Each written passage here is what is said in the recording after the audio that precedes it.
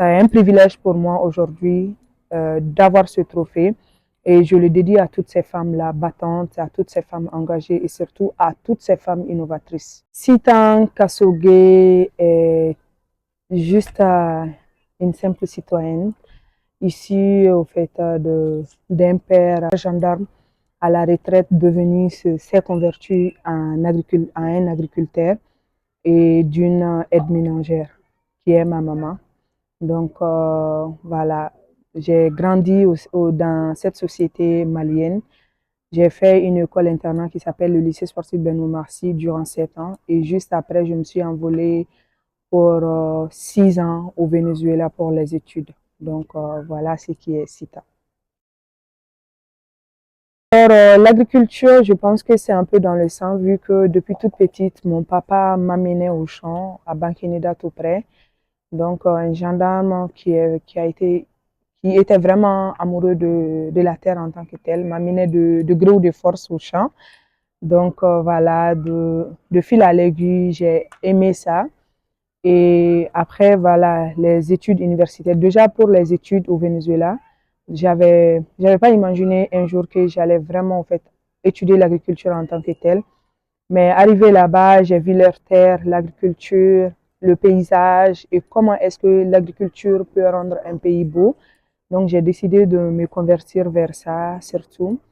Et donc, après les études, à mon retour au Mali, j'ai travaillé dans une grande société et après, je me suis directement envolée vers l'entrepreneuriat. Donc, l'entrepreneuriat, j'ai vu vraiment là, cette nécessité. J'ai vu au fait le besoin d'entreprendre. Pourquoi? Parce que le Mali est un pays à grand potentiel agricole. Et disons que la population, les 80% de la population vivent de l'agriculture, mais nous restons toujours dans la subsistance. Ce qui m'a aussi motivé à entreprendre et vraiment, vraiment mettre ma pierre à l'édifice en tant que tel. Et ensuite, j'ai aussi remarqué que beaucoup de gens en fait, avaient envie d'entreprendre dans le cadre agricole, mais pensaient que c'était réservé aux pauvres, c'est-à-dire à nos parents qui sont vraiment dans les villages et tout. Donc, je me suis dit que il était vraiment temps que le Mali sorte de ça. Et qu'est-ce que je pouvais faire en tant qu'ingénieur agronome? C'était vraiment de faire cette production d'abord, de montrer aux gens que c'était possible. Il y avait beaucoup de tabous dans le domaine agricole, on ne peut pas tout dire, parce que les gens pensent que de bouche à oreille, non, ça, c'est pas faisable au Mali, ça, etc.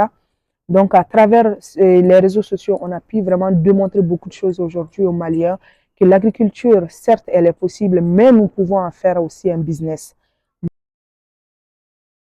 Nous rêvons, en tout cas, AgriSolutions rêve que le Mali soit non seulement le grenier de l'Afrique, mais aussi quand la population des États-Unis veulent vraiment chercher du soja, de la noix de cajou, puisse vraiment se ravitailler au Mali.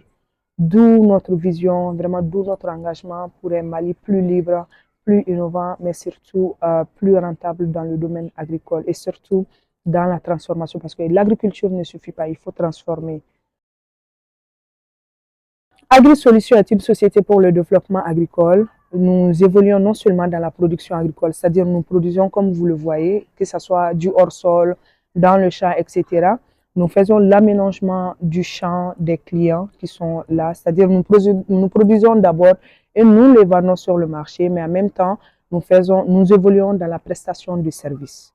Dans la prestation, tout ce qui est conseil, appui technique et l'accompagnement de toute personne qui veut se lancer dans l'agrobusiness. Mais actuellement, comme je l'ai dit aussi, nous produisons de l'engrais organique liquide qui est le biol. C'est issu de notre mémoire 2017 depuis au Venezuela, qui est une continuité. Et qu'est-ce qu'on veut prouver avec ces produits? Ça a deux valeurs ajoutées. Celui de lutter tout simplement de manière naturelle contre les ravageurs, mais aussi de fertiliser le sol en tant que tel. Nous voyons beaucoup d'engrais organiques sur le marché, mais ça qui fait la différence, c'est-à-dire un seul produit, mais qui résout deux problèmes en même temps.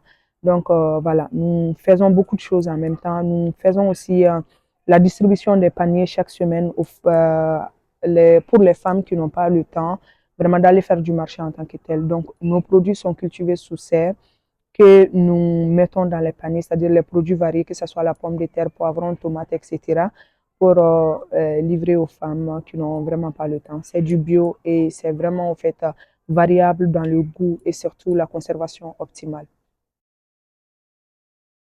C'est un privilège pour moi aujourd'hui d'avoir ce trophée et je le dédie à toutes ces femmes-là battantes, à toutes ces femmes engagées et surtout à toutes ces femmes innovatrices.